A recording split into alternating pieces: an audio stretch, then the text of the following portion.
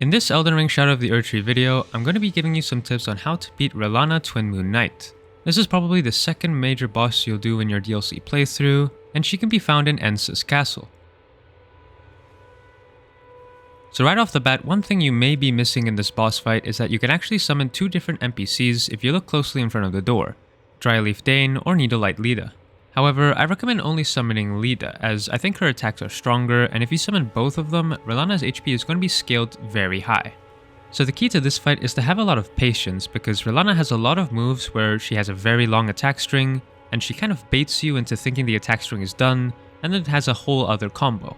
So right off the bat, what she does in my playthrough is she summons these Phalanx Greatswords and then goes for a 3-hit combo. I could tell this attack was only 3 hits because she used her double thrust attack, which is one of her combo enders. In her next attack, she does a quick double up thrust and then goes into a spinning attack, which then again ends on a double thrust, so I know I can attack here. She does the same thing again, so I dodge in the same way. Make sure you dodge that Carrion Slicer unlike me, and afterwards you can see that she summons these Great Blade Phalanxes and then follows them after they shoot. You get a small opening here if you end up close enough to her, so make sure you attack after she does this.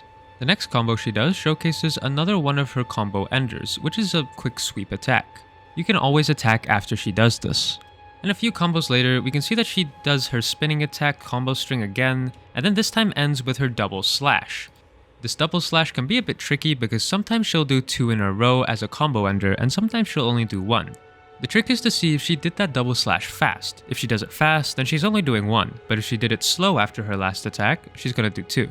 Moving on to phase 2, you want to dodge this Moonlight Greatsword attack and then dodge a little earlier for the 360 sweep. If you dodge into her while she does this, you can get a free attack after she does it.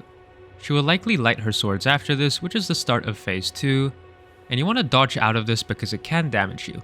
When she starts this phase, she'll usually do a ranged attack, but she can also do a volcano attack, which we'll get into later. For the ranged attack, you want to run away from the first 2 slicers, then dodge the next 2, and then dodge the last delayed one. Not many attacks change in this phase, as you can see she still follows her Great Blade Phalanxes, but some of her attacks ending with the red sword will have an aftershock explosion, so look out for that.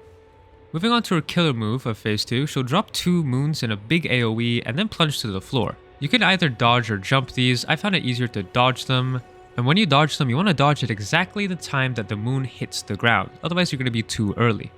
Afterwards, she does one of her basic combos, and this time it ends with an aftershock explosion like I mentioned before.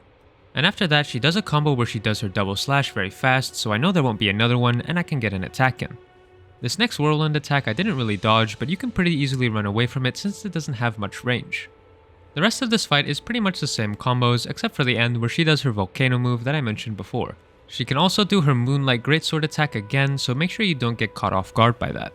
So at the end here, you can see her volcano move, which is basically just a whirlwind of fire, and it's pretty easily dodged if you just dodge back 3 times and look out for the projectiles on the floor.